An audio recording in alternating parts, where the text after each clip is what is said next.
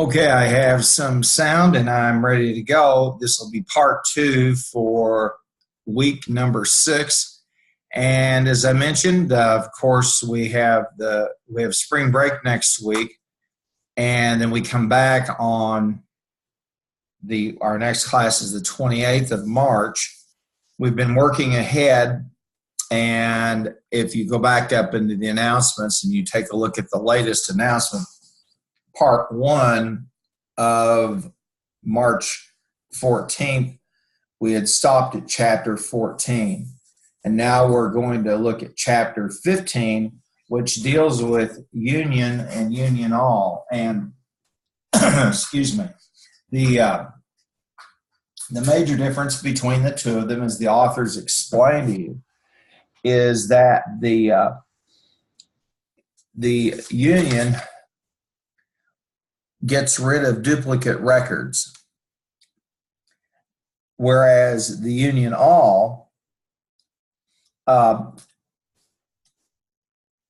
it does not eliminate duplicate records. Now, this can become an issue now of, I guess would be the best way to say, would be some strategy in terms of how you want to link tables.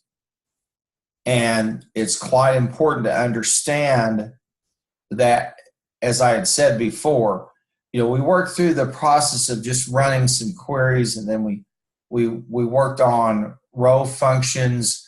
We looked at column functions, and we started the course looking at the data warehouse and the data warehouse concept.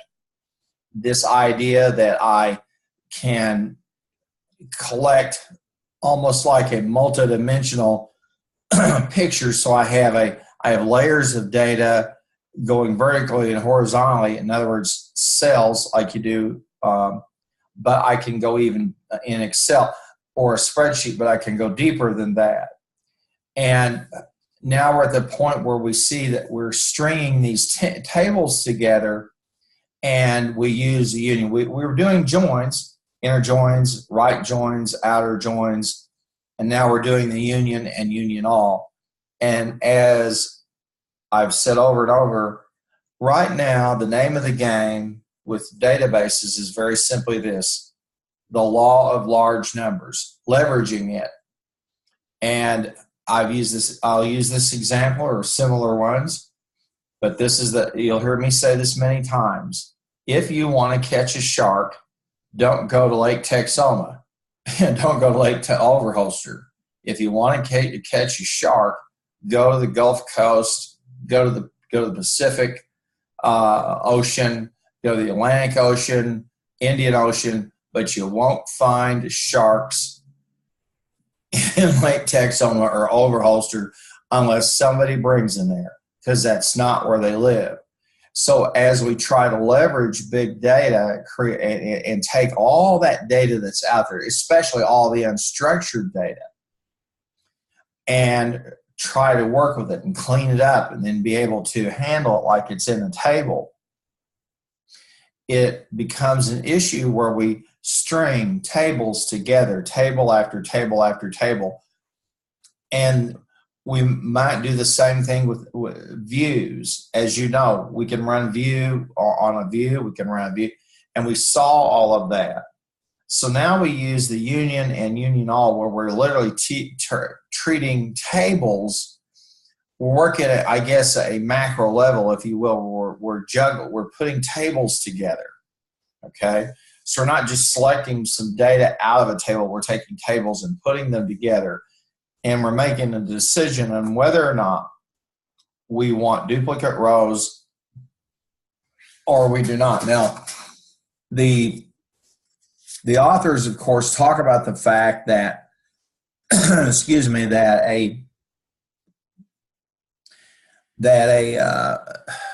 we can achieve some things with inner joins, just like we've done with the outer joins. And they go through a great amount of trouble on page 557 of talking about the difference between a union and a join, okay? And they show you the different geometry of each. And they start with the fact that, okay, that when we do a union, okay, we get a multiplicative effect. The rows of a table in the union have got to fit the other table, okay? And in a join, the rows of one table can be different from the other tables. Now, while on the face of it, it sounds like the join is maybe more powerful, okay? What this means is we have two tables of differing numbers of rows, which means, if you want to put it in simplistic terms, we have two tables that have a different number of observations, i.e. records, lists of transactions. You remember the fact tables of when we were working the data warehouse. And so we're going to get, with a join, we get a product with a union. We get with a join, we get a product. With a union, we get the sum. And again, while it would appear that because we get a product in terms of the maximum number of rows in a join, that doesn't mean it has an advantage, because it means I have two tables that have different records. And again, this may or may not give us the insight that we want. It becomes a strategic issue. Now, when the authors, this is just kind of, the only way you can think, the only way to relate this is to simply say, how many records do I want potentially to work with? And as we've seen, especially when we deal with fact tables, you remember we worked with fact tables back, we were learning about data warehouses, and there are lists of transactions. There's something that I have at least 1 or 2, 3 columns in there that I can add, multiply, subtract, etc. I can do something numerically. I can count. So that's why they're called fact tables. And usually with a fact table, you will have a date, some kind of quantifying piece of information like a sum or an amount that was charged or amount that was shipped.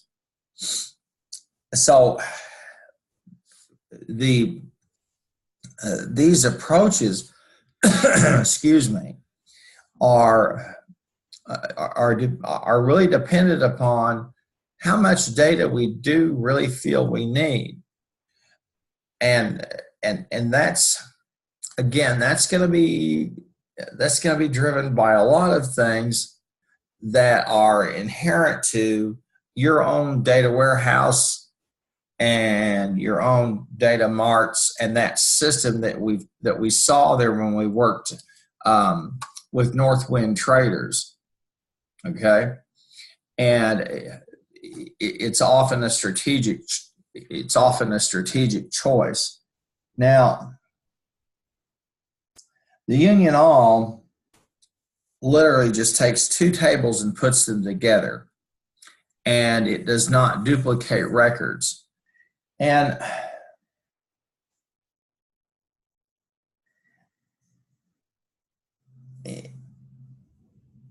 now, the authors talk about at the bottom of page 559 about the fact that the union all requires fewer computing resources. Okay? Now, that's when they're talking about the consumption of computer resources. If you're a small organization, you're dealing with relatively small data sets, the difference, you're not going to notice it. It's when you move into the large scales that we see of large companies, and especially the mega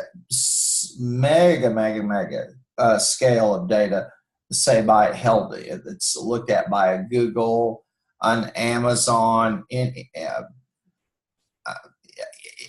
of those, Facebook, Twitter, they handle immense amounts of data, and at that point, it does become an issue in terms of how much computer space and power that you burn up. Well, we're going to work through 15 a little bit, and we're going to talk about the union, and we're going to. This chapter is fairly good at showing you, why we might want to use one versus the other. And it really, in many, many ways, it boils down to the amount of data that you collect from your company's internal and external environment.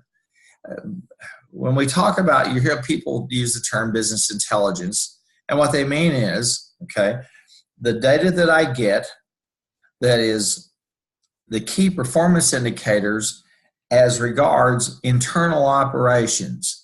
I'm interfacing.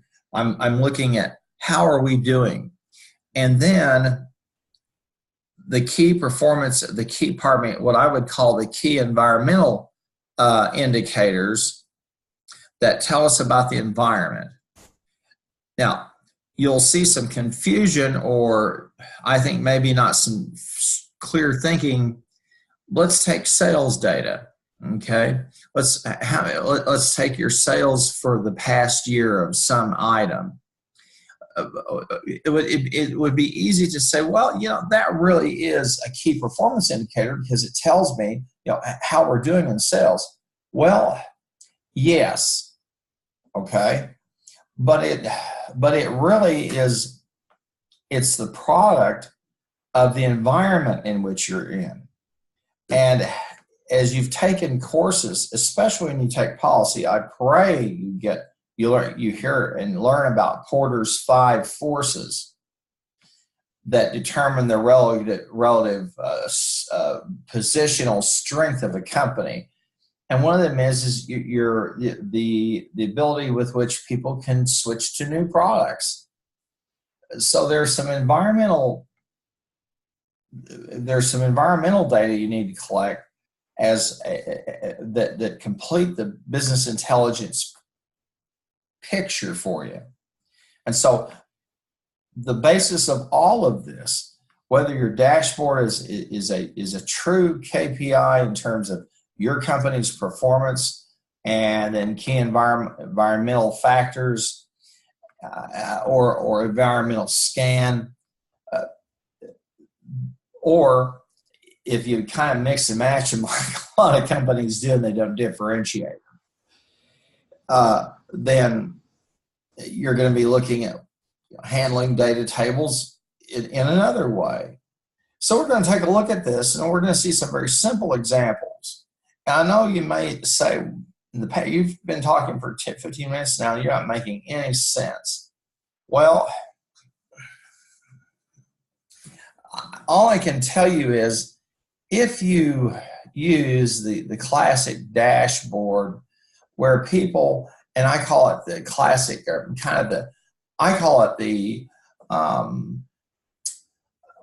classical is not the best word for it. I'm going to say maybe a less than not the best dashboard you ever want to have. Let's put it like this. It gives you some performance indicators like sales data, okay?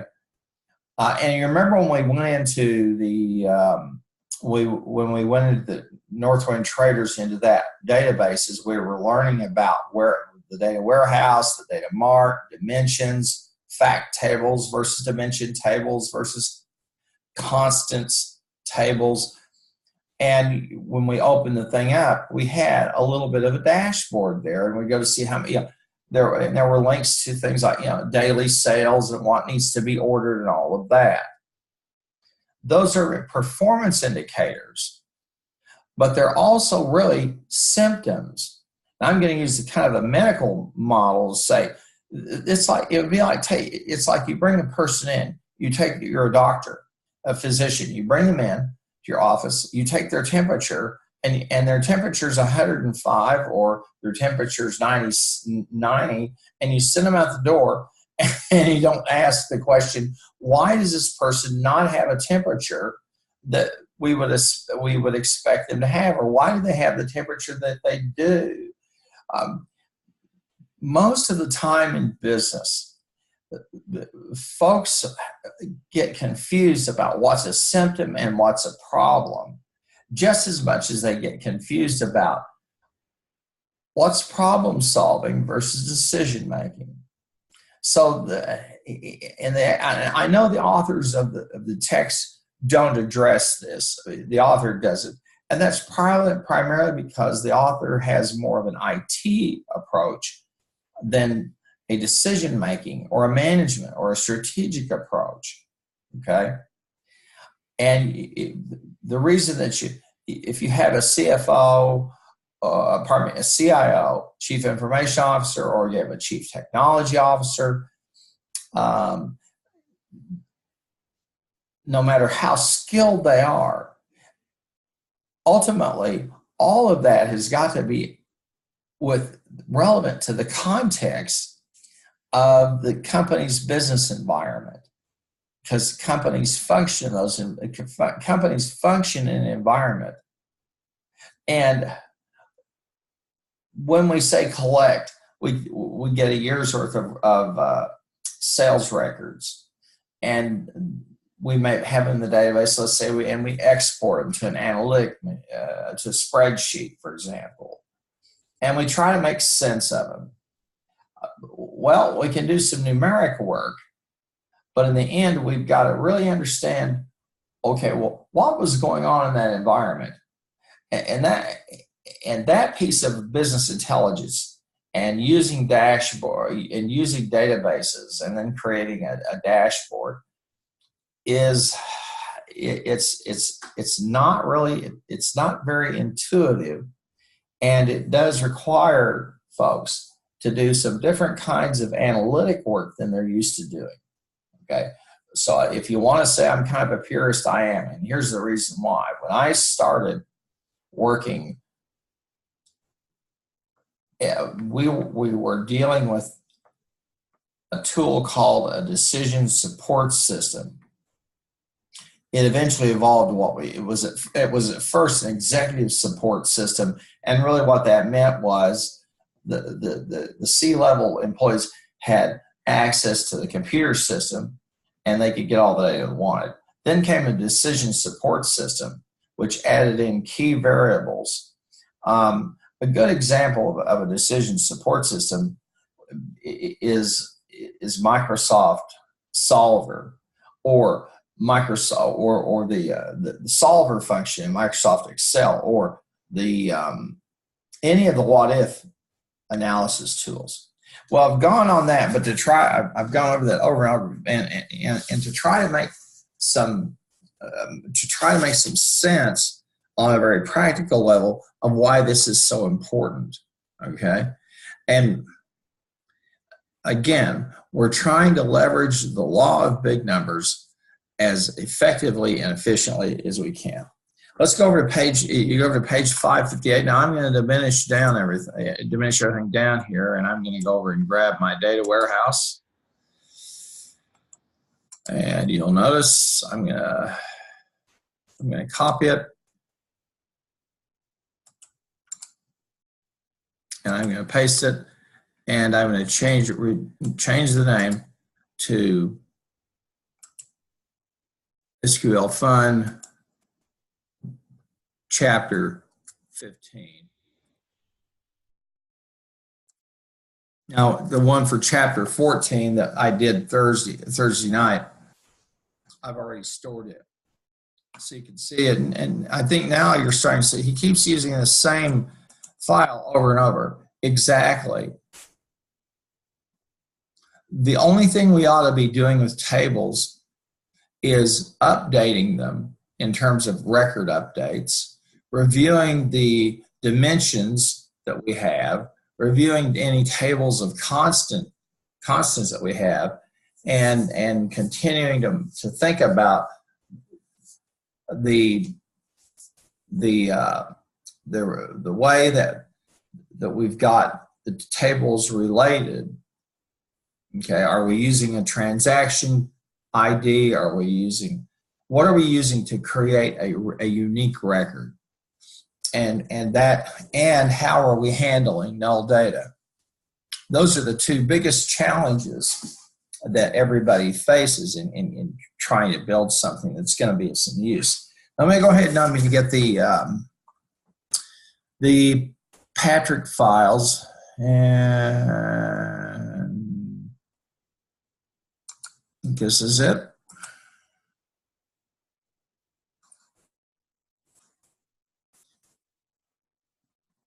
Okay. No.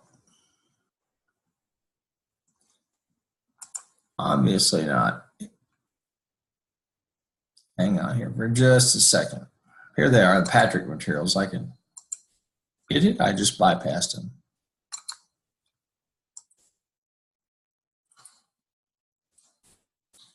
And we're going to work on chapter 15. Okay. Now, we're going to run 15.1. And so I want to make sure I have my new SQL file open up and ready to go.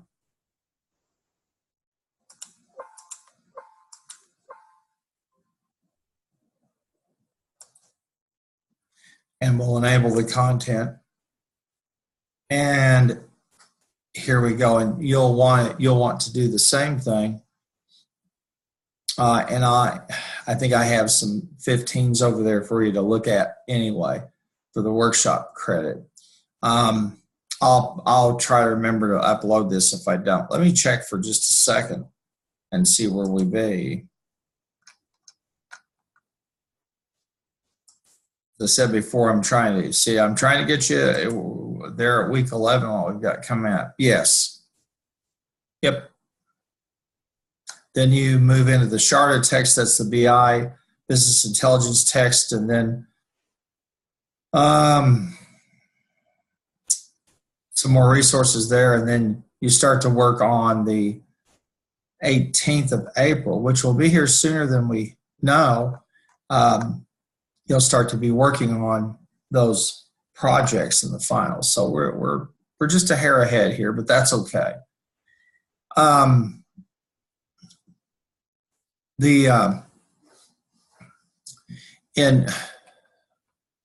I've got a couple of uploads here for you. In fact, I have Lunch Database 15 and a part 2.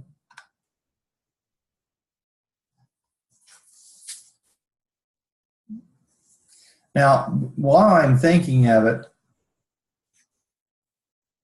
I want to visit with you for just a moment about chapters 16 and onward.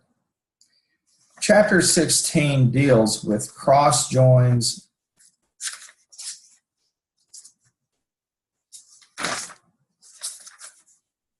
and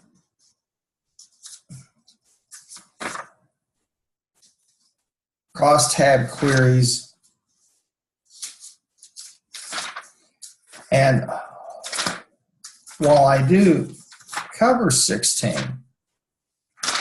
okay, you will not find a workshop credit in here for 16. Hey, pardon me, I'm sorry. Yeah, you did. I've added that, yep. But the one thing I was going to say is this, is that trying to run a crosshead query in Access is highly problematic and very limited. So when we get to that stage of 16, I'm going to probably tell you, you're better off to use a pivot table as opposed to try to do a cross tabulation query. They're very awkward, and I just don't think the client in Access is too good. and they're quite limiting. Now, I realize that in Excel that you have in a pivot table, you have a table, you have the column and the row, and then you have the columns and the rows, and then you have the values, but you also have a higher level where you like a page level, which allows you, if you would, to deepen the analysis. That's where you get that multiple layers, and that's when you can really do some substantial work. 17 talks about production tables. That's going to be pretty simple to work through. So I lied when I said that this would be it. And then 18, lied to you about that one. I changed things up because I thought, well, all right, let's look at the production tables. And then 18 is we'll do some conditional. We're going to work with some conditional statements, and that'll be okay. And while I'm still thinking of this, and I just want to say this to make sure that we cover, when you get over to chapter 19, I'll go here for just a minute. You're going to move into chapter 19, deals with a thing called the multi-user environment. That's beyond the scope of this course. You can read it. You may find it of some interest, but it's really it's about database management. Now, if you're one of those people that wants to get on SharePoint and play around with it, or go play around on a server, feel free, okay? Then chapter 20 basically is a review of all of the key ideas and concepts that we've talked about. Now then, when you get to Appendix A, that's where you have the Oracle, or if you choose to download Oracle and mess with it a little bit and learn about it some, you've got a means to do it. Well, that being said, let's go ahead and go forward. So, and I apologize about that. I remember now I added 16, 17, 18 in. Although I used to kind of hold them in advance, but that's all right. Now, I'm going to go back down here, and we're working on 15. And 15-1 is over on page 558. Now, this should be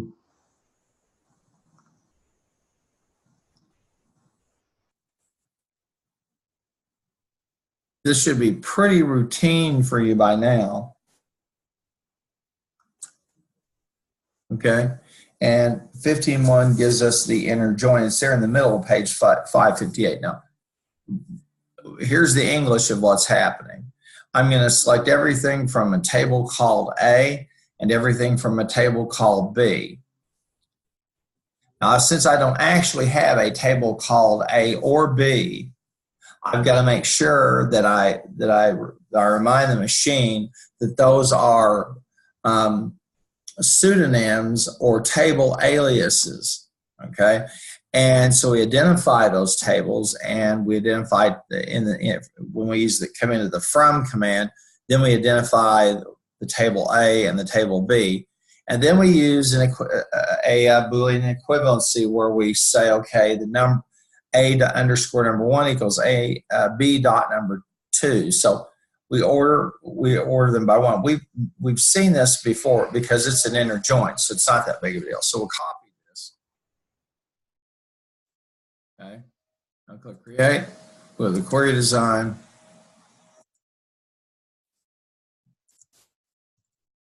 And we'll run the query. And they show us the bottom there. At the bottom, we get of 558, we've got these rows. Okay. And we do the inner join.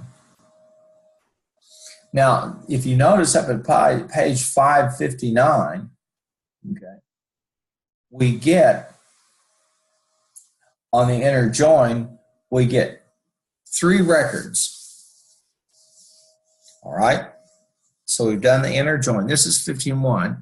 And the authors are wanting us to see the differences between a join and a union.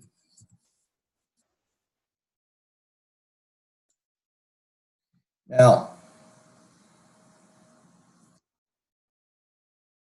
in the middle of page 558, we're going to use the code for a union, and it's pretty simple.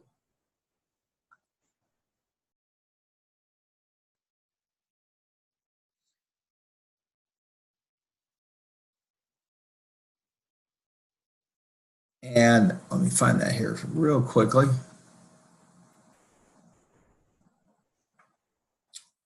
All right, here we are. And actually, this is 15-1 union, and I think we'll call it that. And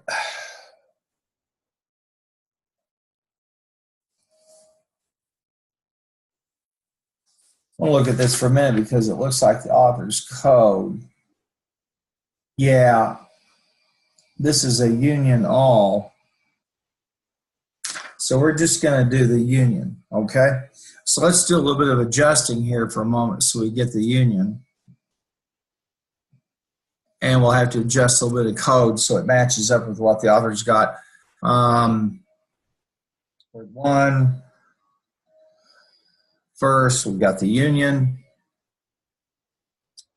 And then we select the number 2, to date 2, second, and we order them by number 1. Okay. So we're going to use the union.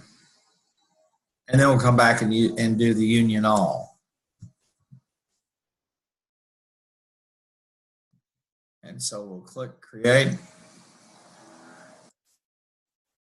and query design. Author can kind of throw you when he is marching us through the text, and then he has a little difference of the code. And we're going to run this, we're going to do a union. And there we are. Now notice that we've got 7 rows, okay? We've got 7 rows. If you look above, and this is, again, when we talk about unions, they eliminate duplication. If we look above, we've got 5. We have 10 rows. Okay? We have 10 records. 5 records in the first table, 5 records in the second table. And then when we do the union, we get 7 rows. Now, there are 3 rows that are excluded because we've used the union, because they're duplicative. They're duplicates. If you look down at the result table, you're going to see 3, and then the word 3, and December the 3rd, 2003. All right? Now you just see that occur one time, and indeed those records, that the 3, 4, and 5 are duplicates.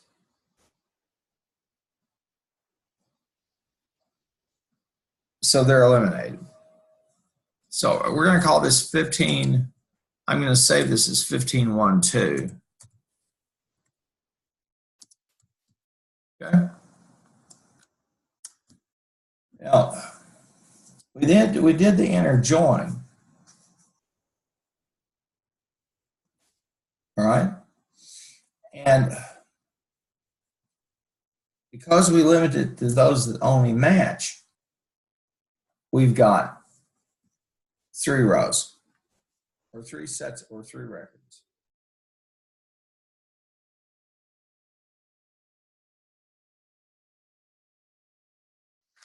Unions and inner joins suppress duplicate records. They do it 2 ways. First of all, the union command says grab everything from both tables, and anything that you find that's duplicated, report it once. An inner join says only match them where they match. But now we're going to look at you doing a union all. Okay.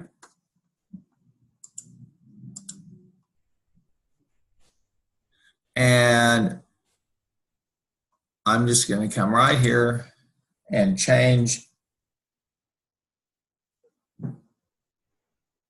this to union all.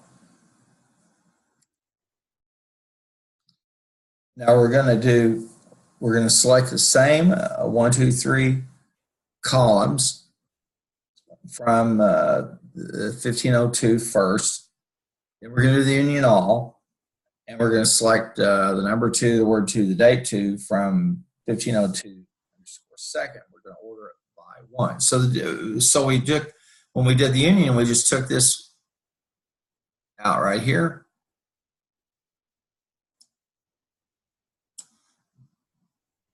And now we add the word all back in.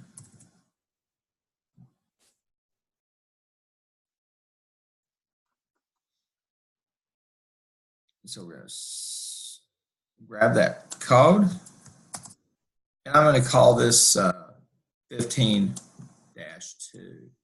So we'll go ahead and we'll click create. We're going to go over here, create design. Okay. And we're going to run the. Now, you'll notice that the union all gives us 7 records. Okay. When we did the inner join, we got 3.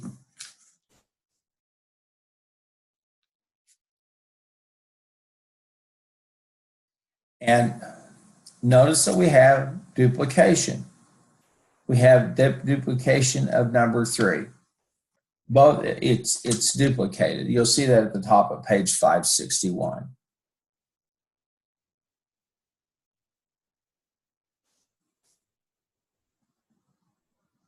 Now, because of the duplicates, and that's also number 4, let's look at what we got. I'm at the top of page. Well, let's just go down here and take a look. Here's the results set. You can see along with ICANN. Before I forget, let's save it as 15.2.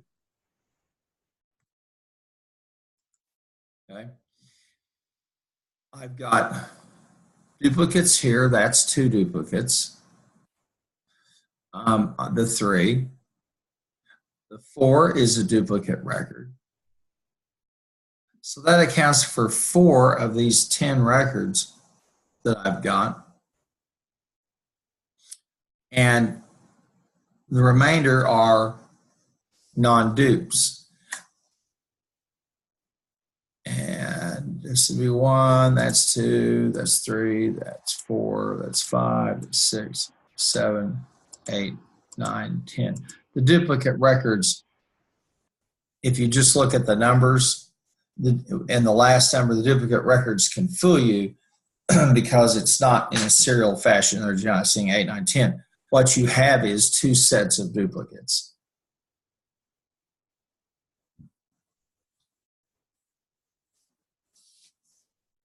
And so it keeps everything. Again,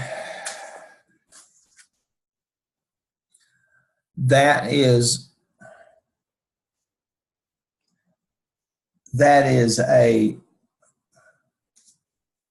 a strategic decision.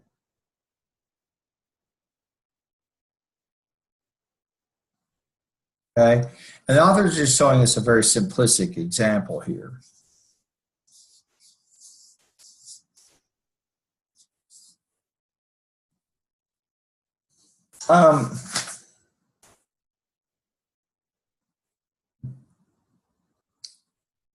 You know, for all intents and purposes, there could be any one of a number of reasons you want duplicate rows or duplicate records.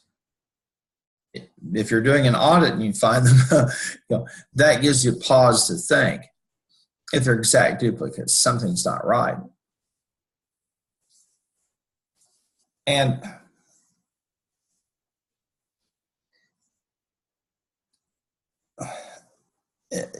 there are some times when you're going to have a data set that's produced by Union All that if you take it and you throw it into a spreadsheet and you do some statistics on it, or let's say you want to do some sampling, and there's two types of sampling. There's sampling with or without replacement. I have five,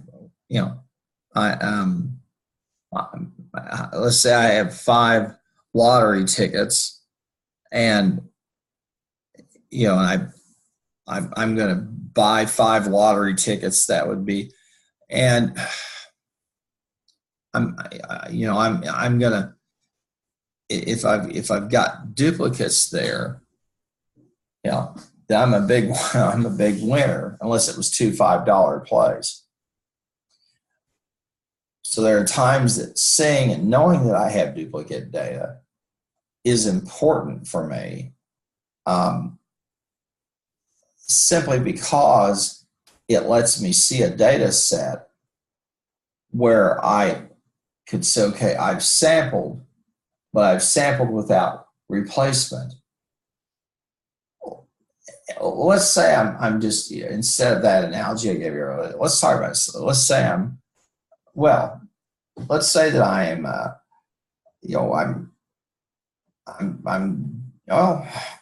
it could be anything. Let's say I put, 6 pairs of socks in a drawer and say, okay, each one of those socks within them has a diamond. One of them has a diamond. And I pull the first sock out. And my odds are to get a sock with a diamond, my odds are the first time are 1 in 6. Okay. Now, if I pull it out and there's not a diamond in the sock, okay, and so then I sample it again. I've sampled without replacement, which means that as I keep sampling, I'm going to work it down to, I'll have two socks left, and one will have the diamond in it, and the other won't.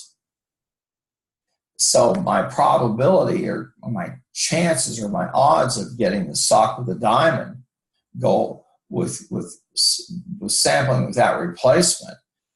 I'm getting rid of the noise in the data. I'm getting rid of the socks with no diamonds in them, and boom, I'm at 50%. So when I first started, I had 6 socks. I had a 1 in 6, i.e., a 16% chance.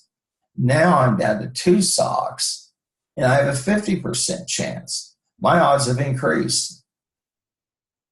Okay? That I will, that I'll hit a winner. And when people are out there and they get one of these lottery frenzies going, and people just keep buying, and even if you go in with your friends and you buy 150 or 200 tickets, you're just adding to your statistical burden. All you're doing is just you really are lowering your chances, because there's just that many more tickets out there that could contain the winning number, and you don't know if they were the day you got them or a day before. So that's a piece of this that's woven in. The author doesn't talk about this much because the author's really busy about kind of giving us the keys or the fundamentals of SQL and running it. But behind especially with the Union All, is some probabilistic work. And if I do the Union All and I just take that as a sample, I'm basically doing sampling without replacement. And the reason we collect a database, and the reason we keep records, etc., the reason we run everything that we've done up to this point, we've been really essentially drawing up a sampling plan. Give me everybody whose last name is Harmon, who was born in April, who drives a car, etc. Okay? That's really about what all is going on there. But it's pretty powerful stuff when you stop and think about that. Now, So we've done 15.2, and we come over to page 562, and we're going to look at 15.3. Now, over on, well, let's walk through this because this is going to have a whole bunch of familiar elements. As soon as I said, we just keep adding on here and tweaking it, and he just takes us through different scenarios. Okay. Now let's look at this. We're going to get, we have a very simple select, first of all, from table A, two different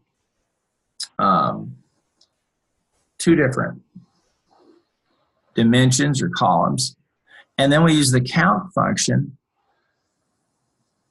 And then we use the column alias, that's the as number of employees. And that's all from the employees table A. Okay?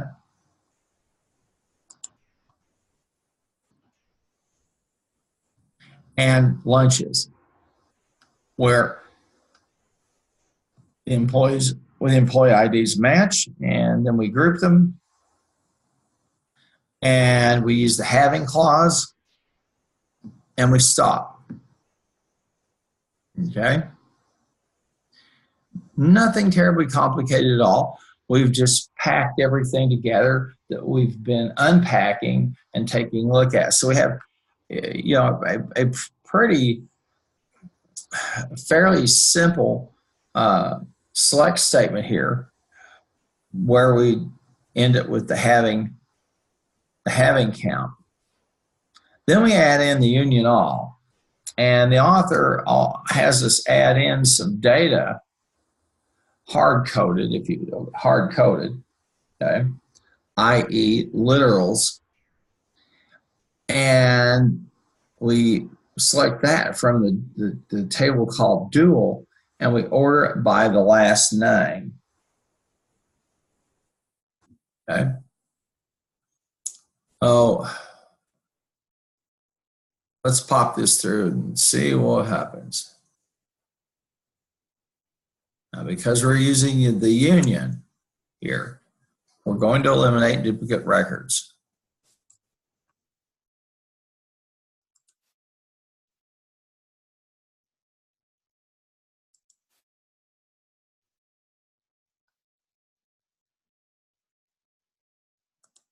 We want to do a select statement.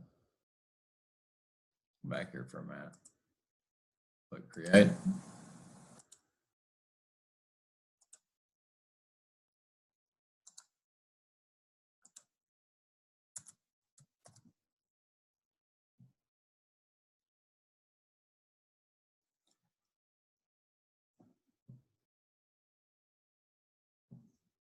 So I've got some additional code in here that I don't want to use.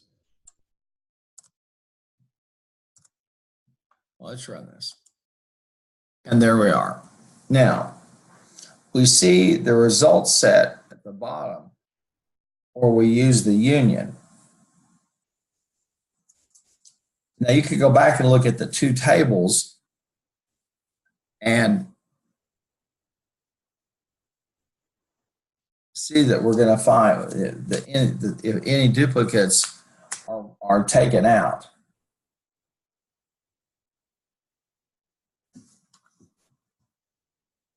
No, wait a minute. Did we do a union all here? Let me go back down here.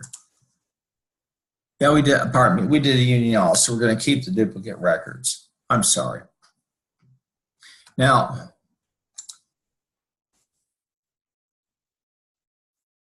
I'm trying to think too fast today. We've got our data set here. This is using that union all, okay? And if I know there are no duplicate rows, I'm going to use the union all. Why? Because I've said earlier, union all uses less computing resources.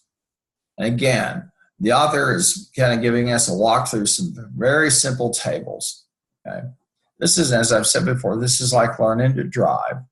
You learn to drive on your parents' old car. Or maybe maybe they bought you a car, and you took your exam and you passed it, or so forth. Now, theoretically, you've heard me say this before. Any one of us could drive a Ferrari. Any of us could draw a NASCAR stock car. Theoretically, I could get in that thing and drive it. Now, I will probably kill myself because I don't understand the nuances of a complex beast like that is, or a complex piece of machinery. But I know how to put my foot on the pedal, on the pedal for gas. You know, if it's a stick shift, or standard shift, I do that. If it's automatic, I'm good. I know how to steer, but I've never had anything with that amount of power and the kind of compensation it provides. And it's delicate. It has to be handled. Even those big NASCARs, you wouldn't think, but they're very, very delicate in terms of their suspension and how they go around the circle track. So it's the same story here. Okay. If we know we don't have duplicate rows, then we save the computing power, because in a large company at scale, they're dealing with Ferraris, and they have to be able to know how to handle that amount of data. They have to be able to procure it. They have to be able to clean it, verify it, then do whatever analytics that they want to do. So the author's just showing us this, but he's saying, here, if you want to economize, you do the union all. For most companies, this is not an issue. They just don't have enough records to handle them. If you're many large companies, that's a whole different story. Now, let's look at the data set view from 15.3 first of all, and there we are again. And so with that, now we're going to move on to 15.4. Okay. Now I realize as we've gone on here, we've done fewer and fewer queries chapter by chapter, because their complexity has grown, and the practical business problem to which the query tries to address become a little more clear. Now,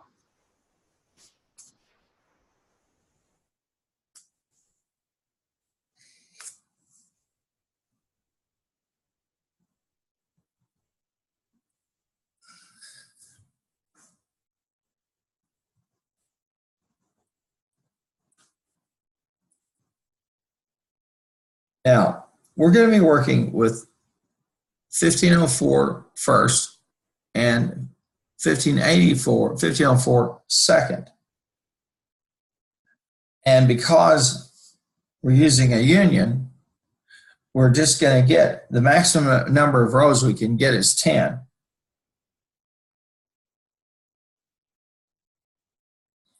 So let's copy this. And we're going to click Create, Query Design.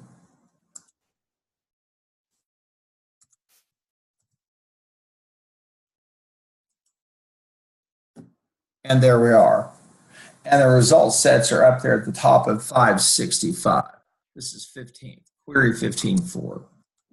Now,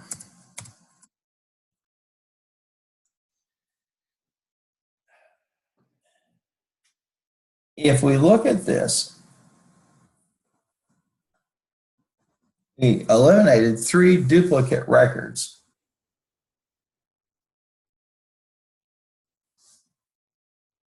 So we went from 10 down to 7.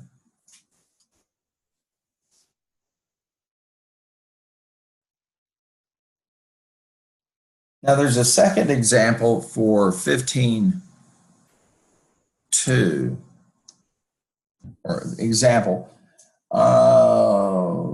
Let's see, this is 15.4, example 3 over on page 566. Now this is not in the text file. Okay. But we use a table reference in the order by clause.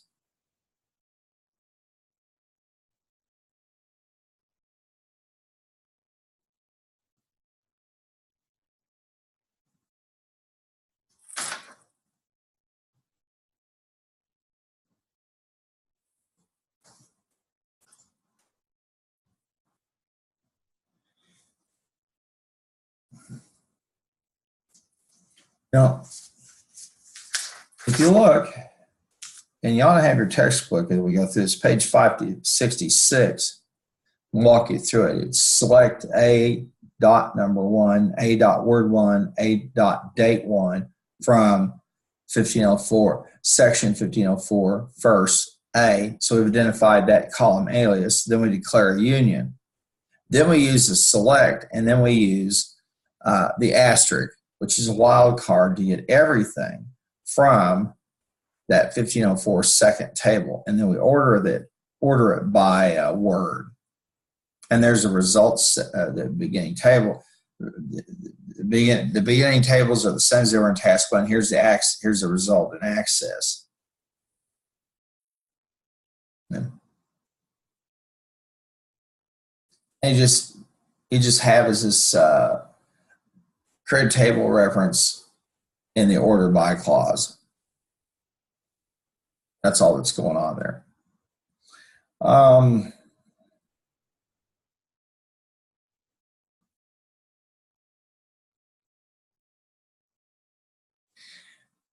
Here's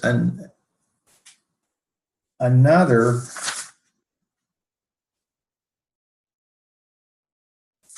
of these, and we're going to create a view there, and of course that's going to be using Oracle, and you don't want to use that because it's not going to work. This is over on page 568 as he talks about create a view using a union.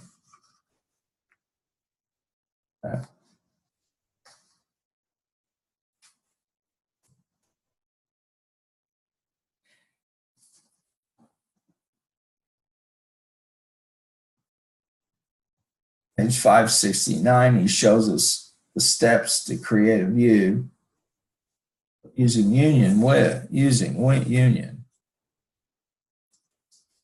Now, then over on page 572, he walks you through working with texts and counts and things of that nature.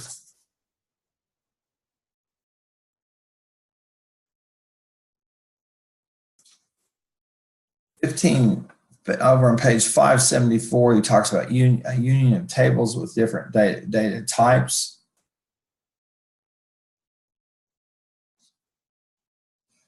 And the code there, there at the bottom of page 574 for the access. And the format, that format command is no good.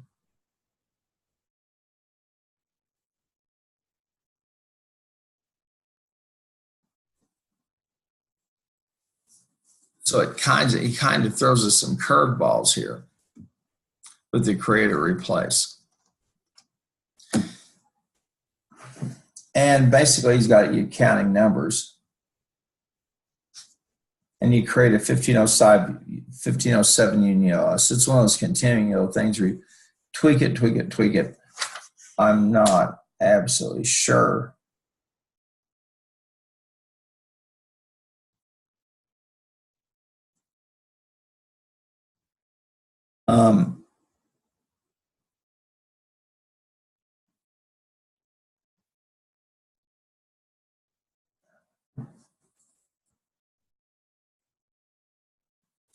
Or on page 576, he shows us a union of two tables with different numbers of tables.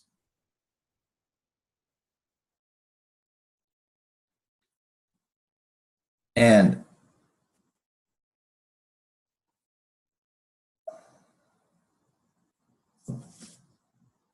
let's go down here and take a look, because this is 15.8.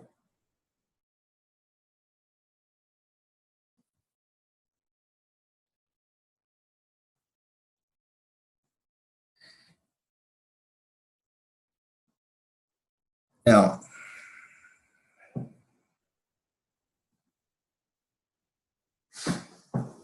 let's go ahead and run that, and we'll talk about it just a little bit, because there is some tweaking that one has to do to play around with it and get it to look like what the author's got there. So I'm going to click Create, Redesign.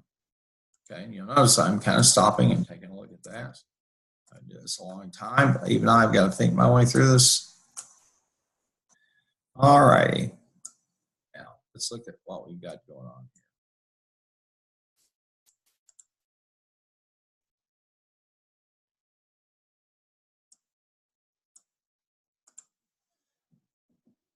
We've got the number column, the text column, and the date column. Okay. Let's go back into the query. And let's go ahead and save this. This is 15.8.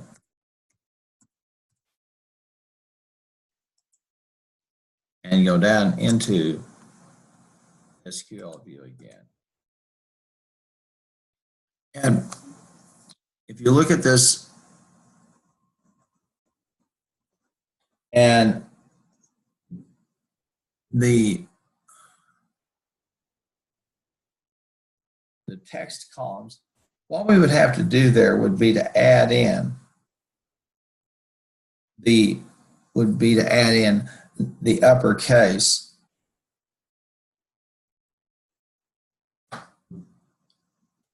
and we could add this as this select this number column here. I'll call it as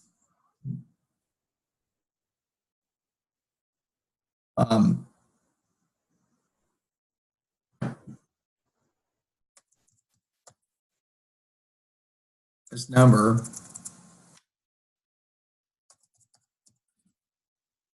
underscore call. Now let's run that. And now we've got the uppercase there. And we want to come back down into the SQL and we have the date call.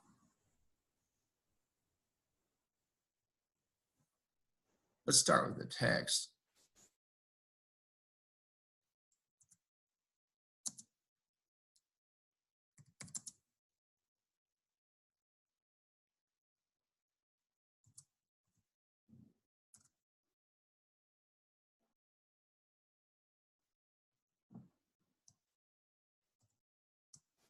In fact, I'm going to do this.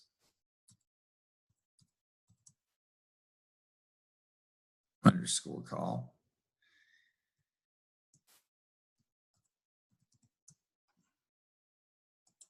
Back over here and put, I'm using the column alias as opposed to messing around with uppercase text functions. And then I've got the date column.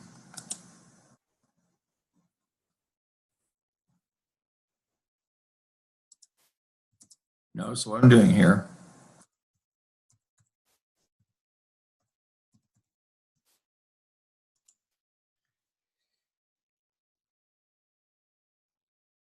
Call, text call.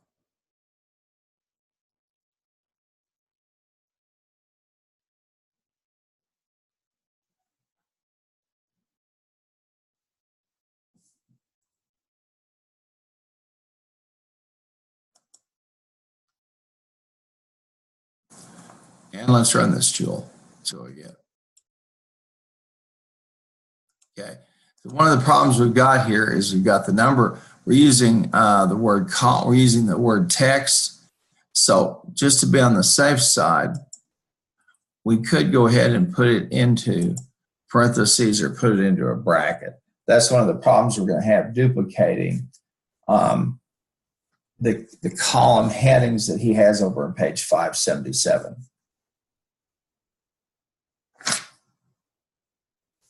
Oh, we've got the same data. I'm going to try putting this inside a bracket and see what I get. Maybe that'll do it. It may not. No.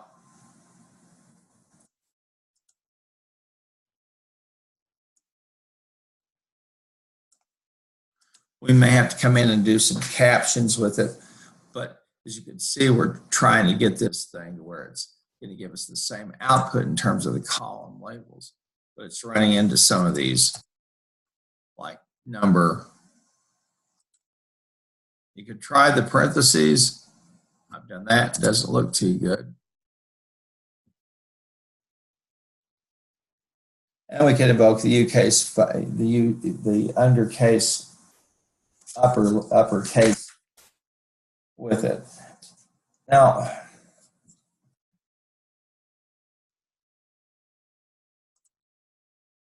so we'll go ahead and take as number call off there.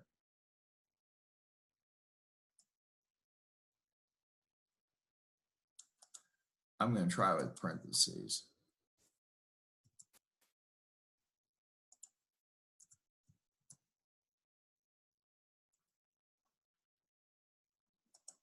And we probably will get the output.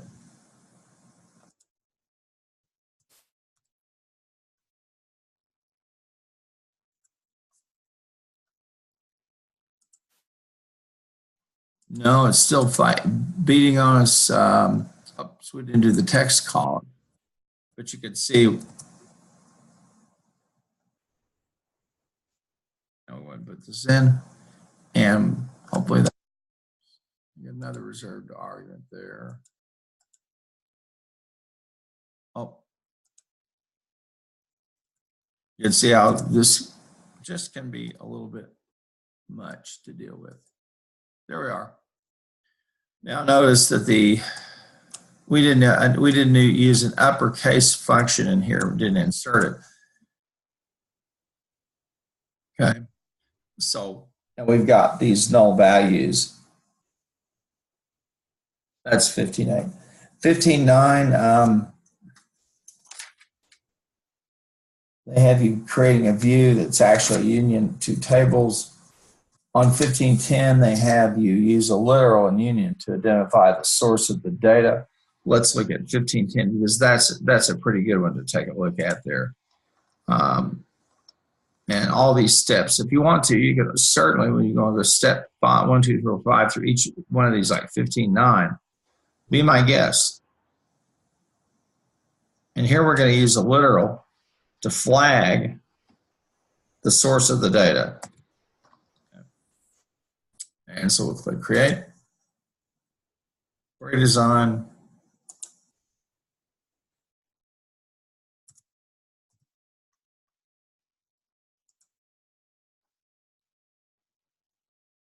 and they tell us which data it came from. That's 15.10.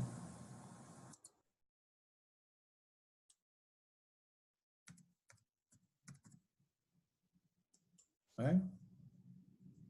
So we use the literal. And you see the beginning tables and then the result table there at page 582.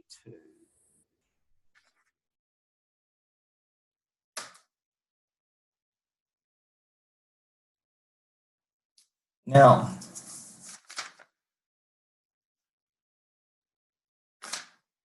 let's look at 512 and 13.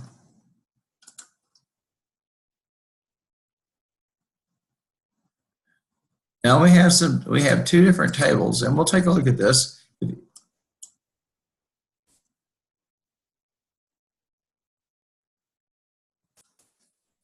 And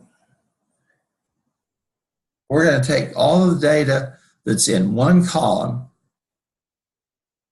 and split it into two columns.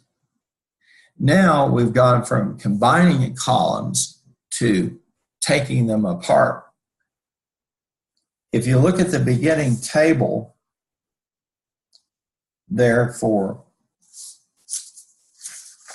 the beginning table that's over there on page 586 shows you the finances table. That's at the top. And you'll notice that the result table is we come up with basically a statement, almost like a bank statement with debits and credits. So we'll copy that. And so we're going to use it. We're going to take the table apart a little bit to add some more meaning to it, organize it in a way that makes some sense for us. And there we are. Now we got our, the transaction and the debits and the credits. Okay. And if we've done our homework, they should all add up. So let's see if I can get totals on these.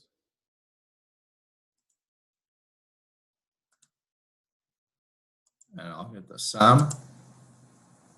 Okay. And let's look here. And the sums are going to be different here.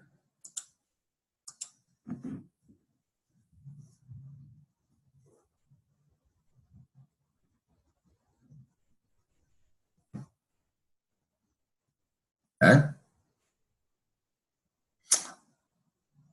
So I have $1,000 in debits, 920 in credits. And hopefully you had some money at the start of the year to not put ourselves in jeopardy. So that's going to be 1512.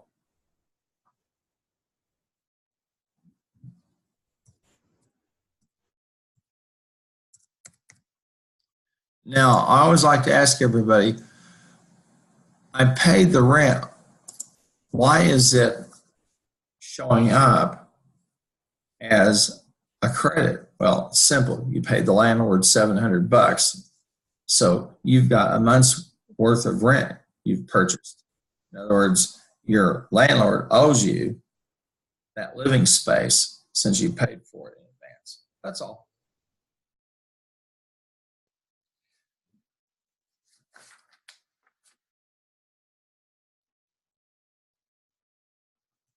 Now, 700 is a prepaid expense.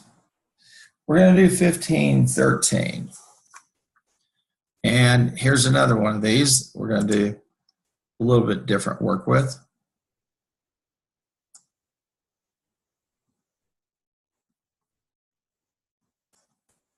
What we're going to do here is we're going to apply two functions to different parts of the data. Now let's look carefully for just a minute. Okay? If you look there, we're going to do the price times 0.05% plus the price as a new price. So we've got a function there. And of course, we're using the where statement. And then we're also using, this is basically if the price is greater than $2 or the price is null. So we'll select those that fit those criteria. Then we're going to do union all, which means what? We'll get all the records. And then you see the same thing down here with foods. Again, and we order it by menu item. Let's copy this, and it will make some sense to us, although it seems a little convoluted at first. But again, we're at that point where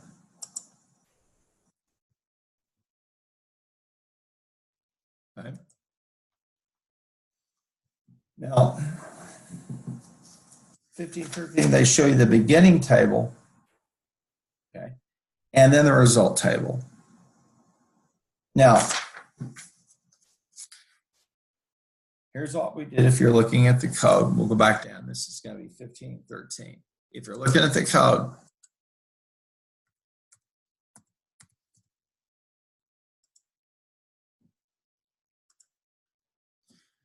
we're going to select the menu item and the description, and then the price. But here we're going to take price, and then we're going to do a row function. That is, we're going to add price plus 1.05 of the price, and there's price times 0.05. So we're adding on, we're adding the price plus 5, and we're going to use a column as new price from the foods table.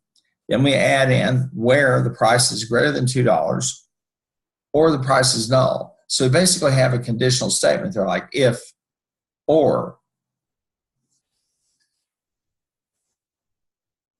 Yeah, if we had put if and, we'll get a different result. Here we're doing an if or. And then we do the union all, which means we'll get all the records.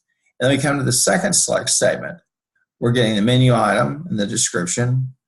And this time we're doing the price plus 10%. So we're looking at a 10% increase on a price, okay, from the food table where the price is equal to or less than $2. Remember, the first select it was greater than.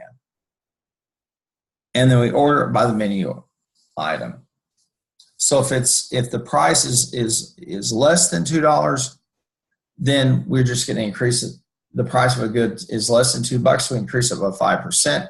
If it's equal to or more than $2, we basically are going to increase it by 10%.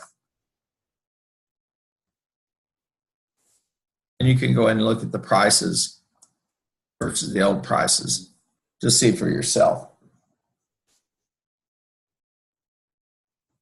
And we're going to have all of the records in here.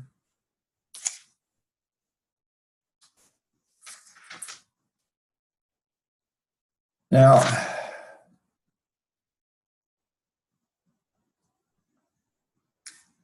(1514) begins to walk us through some pretty complex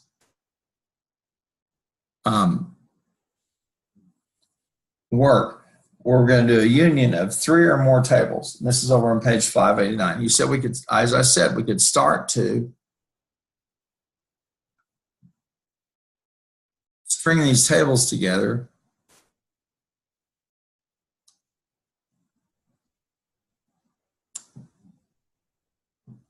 And let's look at what's going on. We're going to select A as letters. Okay, we're going to put that A in a parenthesis. And that's from the dual table. Then we're going to union, and we're going to select B from the dual table. So we have, we're doing that union, okay? And then we've got, pardon me, from union dual, and then again from dual, we select B, and then we do a union with C, and then that outcome, we do another union with D from the dual table. And then we select E, and we order it by 1. The beginning table is the dummy, is the table there at page 589, the bottom. You see the dummy, the beginning has the dummy, and then we'll see the result table. We're going to see the letters. That was one of those table of constants that basically has a dummy place saved for this type of work with SQL. All right. And there we are.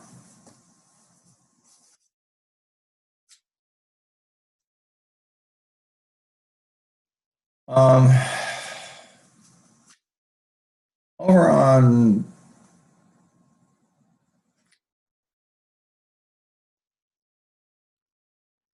page 590 and 591, they talk about set intersection. And we want to find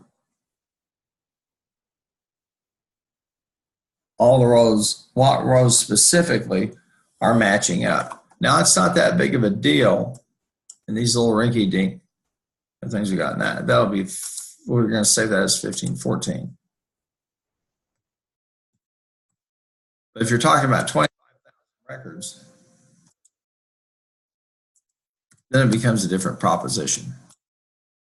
Okay? So let's go ahead and go down here to the code, and we're going to use the code for access there on 1515.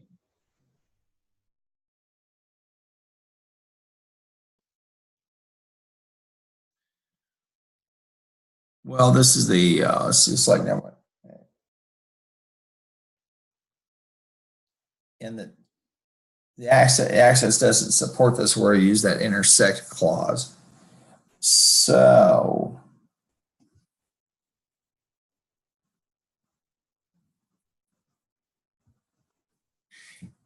if you have your book, don't have it with you, can take a look at page 591.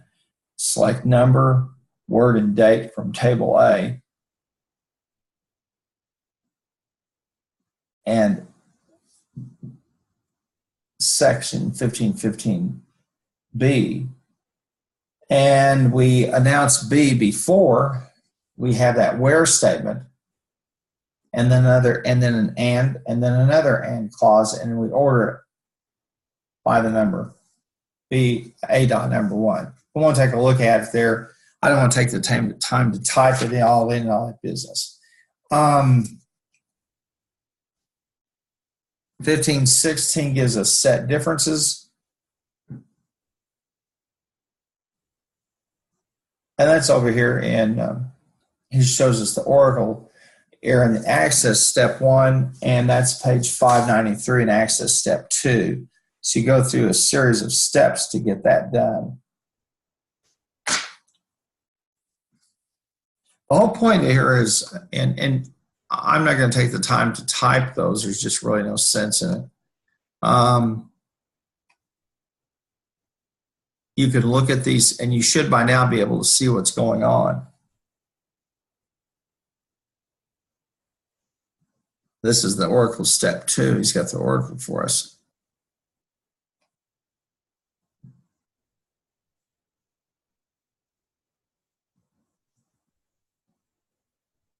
He says Access doesn't support the minus operation.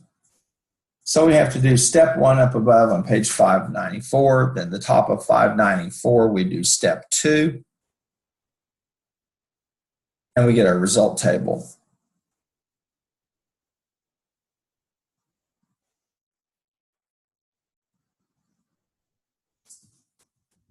Well, I guess we could go ahead and do this. Oh, let's see if we've got, does he give us those step 1s and 2s in the text? He doesn't. He uses the Oracle. Anyway, if you wanted to, you could key it in.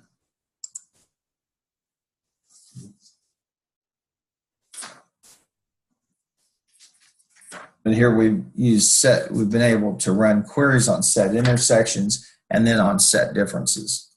Access is a little more complicated. We have to go through a couple of steps to get that accomplished. It gives us several notes. This chapter on union, I know I've taken probably quite a bit of extra time, but it's worth it. And this can help you start to understand how we can get start to handle these massive data steps, these massive sets of data. But we just see it in a very condensed and very elementary form, but it's still there. Okay, well, I'm going to close all of these. He'll ask me if I want to save everybody, and I do. And then I'll, back here, I'll just close this off. And we'll be done. Okay, and that's my SQL Fund 15. And if I'm not mistaken, I already have a 15 loaded for you there.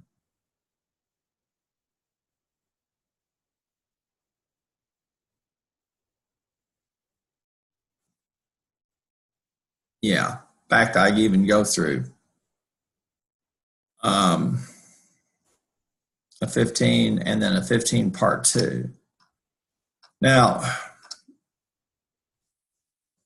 we'll look at 16, 17, and 18, and you'll see I also have for you those. So when we get back from spring break, we're going to start with 16.